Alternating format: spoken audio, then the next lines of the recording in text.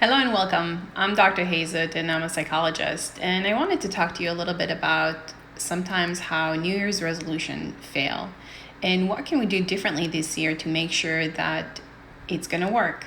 So at the start of the new year, what happens every time that people create a long list of all the things that they want to do in hopes to make the year better. A new year, new goals, new resolution.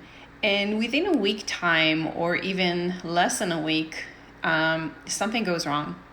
They fall off the wagon, they are not able to succeed, and they get frustrated. So the goal for today is maybe to break it down a little bit in a way that would make sense and hopefully make it stick this year. So let's look at this a little bit closer.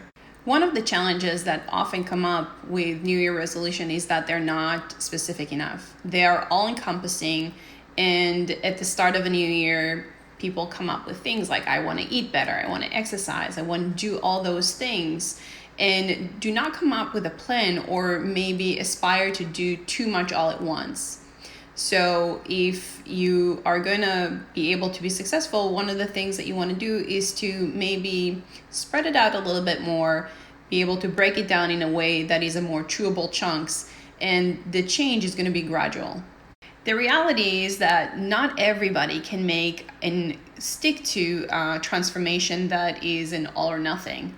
It's really, really hard to accomplish. However, if change is gradual, the likelihood of it sticking is much, much higher. So when you're looking at your goals, maybe before you even get started, try to take a piece of paper and a pen and answer the following questions for yourself.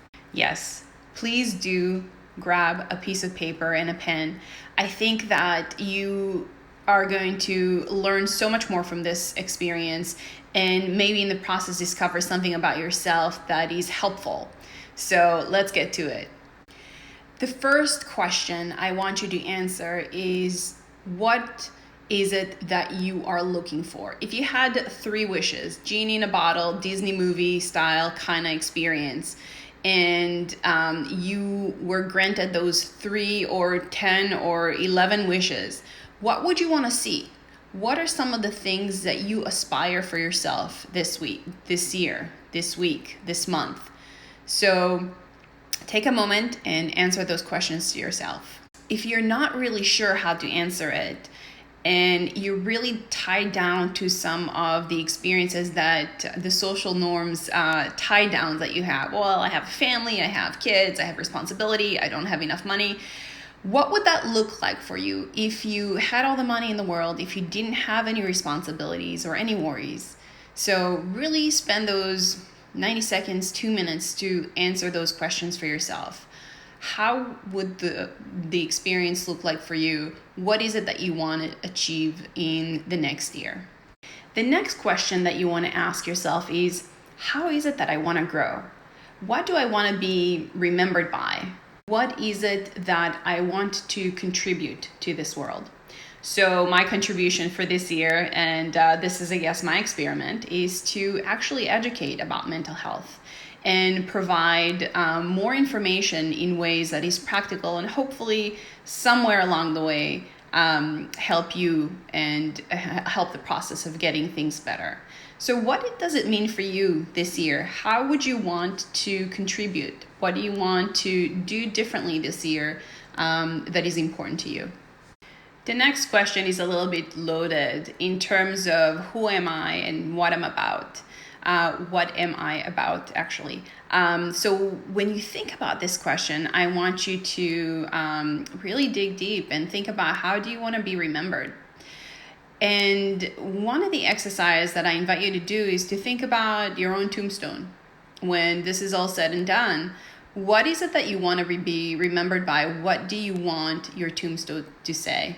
He or she worked hard, or he or she were an amazing parent. What is it that is of value to you that you want to leave behind, and how would you define yourself? So spend some time and reflect on that experience and write down whatever comes up to your mind. That was a hard question, I know. And I think when you let go of some of the social expectations and some of the expectations that society have for us, you might be surprised of the answers that you may come up for yourself. So if you need another minute, take it, because this is a really good exercise to help you dig deep inside and understand what it is that you need and what it is that you want to be remembered by. One of the things that I want you to think about is what it would look like if I was to achieve all those things. How does a day in my life look like? And play around with that question. Think about specifically, how does your day look like? I'm waking up in the morning next to who? What is the environment that I'm in?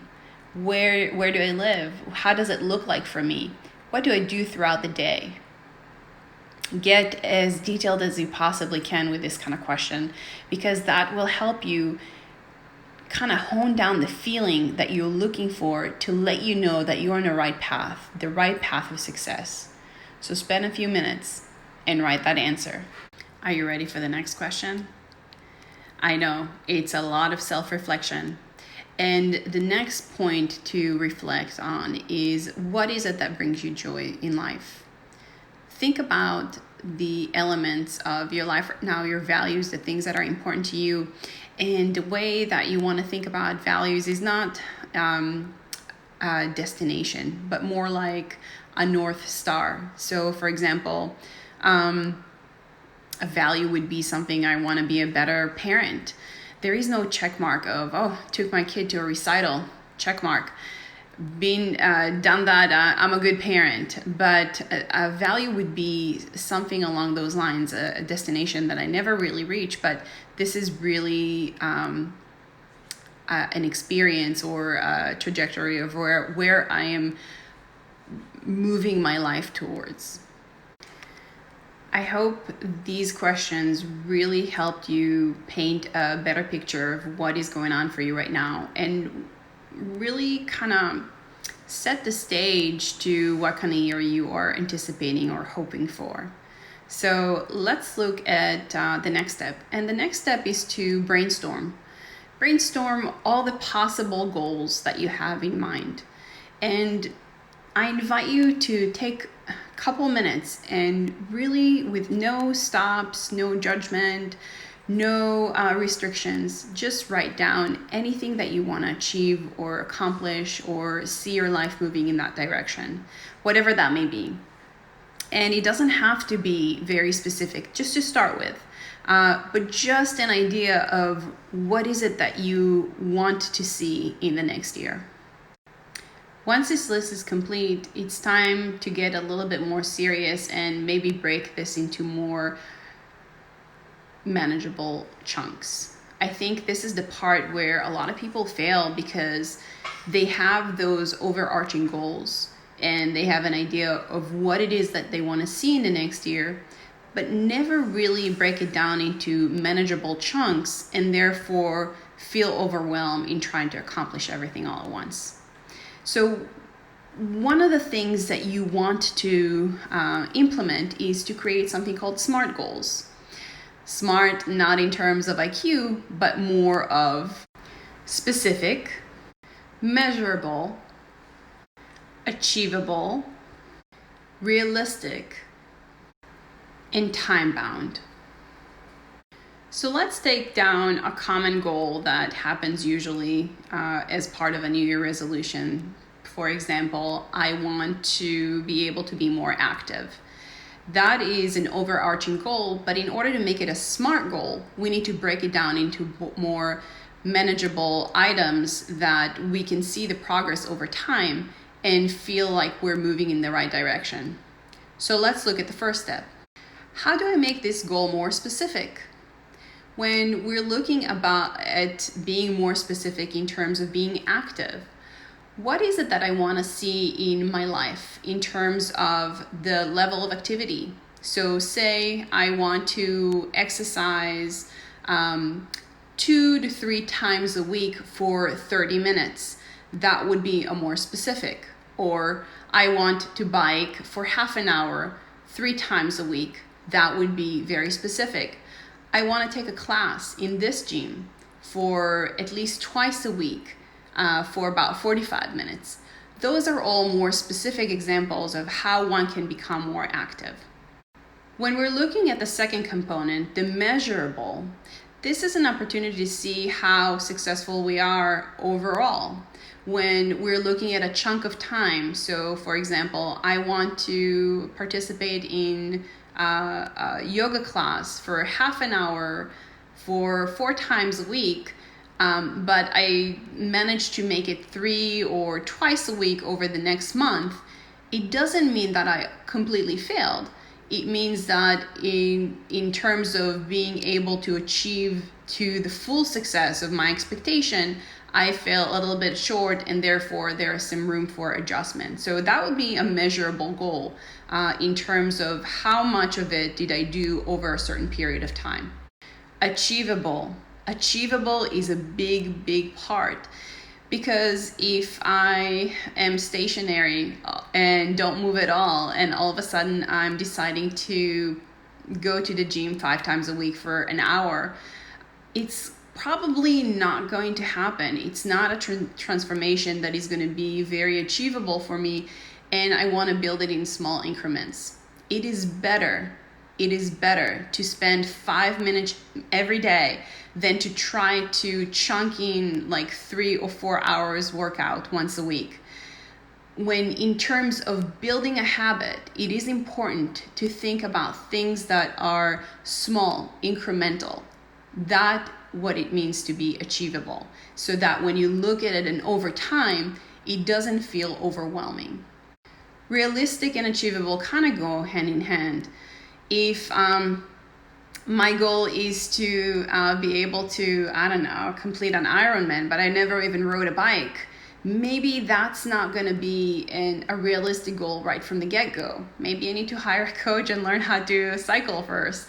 But that would be an example of something that would be realistic. It doesn't mean that I can't achieve it, but it means that the ability of me achieving it right away probably needs a little bit more chunking and a little bit more steps in order for me to get there. So don't give up, just break it down to a little smaller increments.